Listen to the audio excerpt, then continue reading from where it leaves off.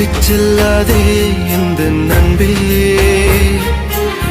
வேண்டும் உன் காதல் ஒன்றே, உன்னை மட்டும் நேசித்தேன் இது உண்மை.